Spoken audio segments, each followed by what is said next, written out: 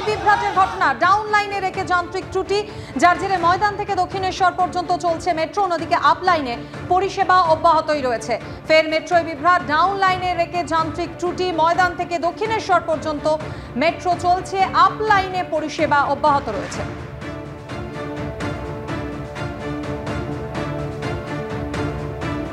অভিষেক বন্দ্যোপাধ্যায়কে নিয়ে দিল্লির উদ্দেশ্যে রওনা দিলেন মুখ্যমন্ত্রী মমতা বন্দ্যোপাধ্যায়। আগামীকাল নীতি আয়োগের বৈঠক রয়েছে, আর সেই বৈঠকে অংশগ্রহণ করবেন মুখ্যমন্ত্রী।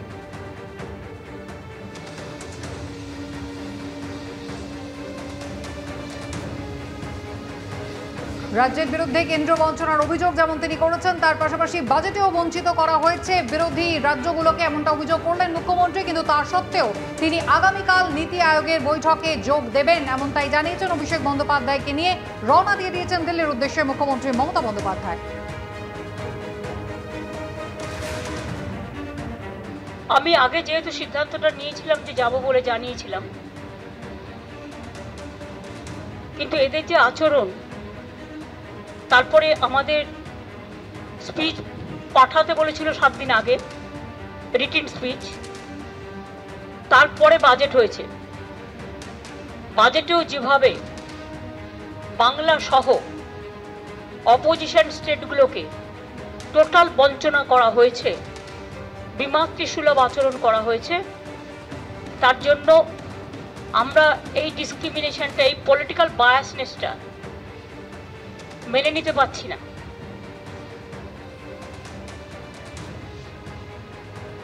এবং তারপর থেকেও যে attitude from minister two BJP party, এমনকি বাংলাকে ভাগ করার চক্রান্ত, একদিকে হচ্ছে ইকোনমিক ব্লকেট, অন্যদিকে হচ্ছে জিওগ্রাফিক্যালি ব্লকেট, পলিটিক্যাল ব্লকেট, এবং বিভিন্ন দিক দিয়ে ঘিরে টুকরো টুকরো করে দেওয়ার দেশকে যে পরিকল্পনা, এবং মিনিস্টার নিজে parliament is in process, he is making his own statement to divide the Bengal, and now from different sources different party member is giving different type of statement to divide Bihar, to divide Jharkhand, to divide Assam, to divide Bengal.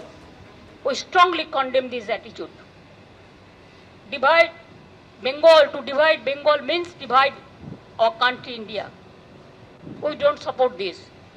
সেই জন্য আমি মনে করি এই সিচুয়েশনে two record hour voice, আমি just যাচ্ছি, কিছুক্ষণ থাকবো, ভয়েস রেকর্ড করতে দিলে রেকর্ড করব, না হলে প্রতিবাদ করব, করে বেরিয়ে আসব। সুতরাং চেষ্টা করব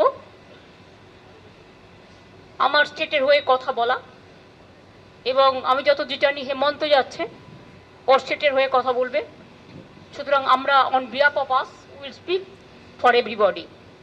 দীর্ঘদিন ধরে কেন্দ্র বঞ্চনার অভিযোগ করছেন মুখ্যমন্ত্রী। শুধু তাই নয়, বাজেটেও কিন্তু বঞ্চিত করা হয়েছে বাংলাকে, এবং বাংলা ভাগ করার যে চক্রান্ত চলছে তারও তীব্র নিন্দা করলেন মুখ্যমন্ত্রী মমতা বন্দ্যোপাধ্যায়। কিন্তু তার সত্ত্বেও রাজ্যের স্বার্থকে মাথায় রেখে নীতি আয়োগের বৈঠকে অংশগ্রহণ করতে তিনি ইতিমধ্যেই দিল্লির উদ্দেশ্যে রওনা হয়ে গিয়েছেন। আগামীকাল তিনি অংশগ্রহণ করবেন, এবং তার দাবি ঝাড়খণ্ডের মুখ্যমন্ত্রী হেমন্ত সোরেন তিনিও অংশগ্রহণ করবেন আগামীকালের বৈঠকে।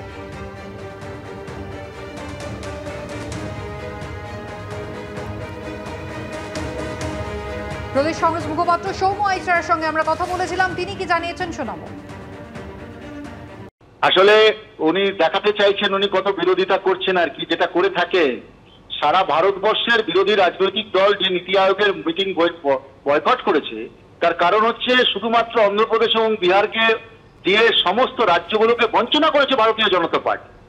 এখানে তৃণমূল কংগ্রেস সেই মিটিং এ উপস্থিত হচ্ছেন, গতকাল বলেছিলেন যাবেন না, তার আগে বলেছিলেন যাবেন।